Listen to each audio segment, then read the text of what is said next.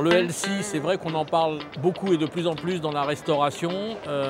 Pour le consommateur, cela signifie, en tout cas il l'entend comme ça, comme manger sain, mais en se faisant toujours plaisir.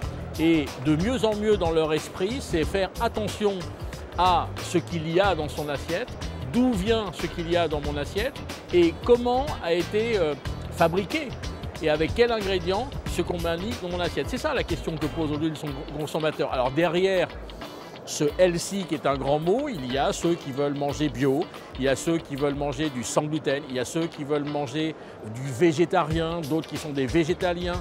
On a même aujourd'hui des flexitariens, ce qu'on appelle des végétariens à temps partiel. Bref, tout le monde a à peu près sa façon d'organiser sa vie alimentaire healthy. Comment doit s'organiser aujourd'hui un restaurateur face à cette grande tendance healthy? C'est très simple. D'une part, il ne faut pas passer à l'extrême en montant des restaurants 100% bio, etc. Ça n'a pas de sens.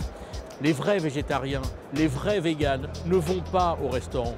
Ils ont leur source d'approvisionnement et ils mangent à la maison parce qu'ils n'ont pas confiance dans la restauration. En revanche, sachant que nous sommes des végétariens à temps partiel, des consommateurs de bio à temps partiel. Nous conseillons, nous chez Zira Conseil, dans toutes les formes de restauration, de la restauration rapide à la restauration avec service à table, d'avoir ce type d'offre sur sa carte. Alors l'innovation, pour l'instant, on est à un stade, j'aurais tendance à dire, quasiment de zéro malheureusement, parce que dans le végétarisme, aujourd'hui on ne voit que, ou pratiquement que des assiettes de légumes.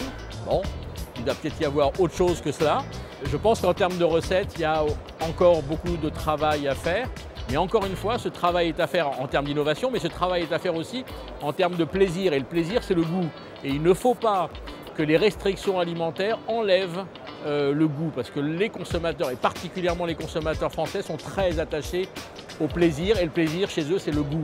Donc, de l'allégé, du sans gluten, du sans lactose, du bio, du légume, pas de souci, mais il faut qu'il y ait du goût.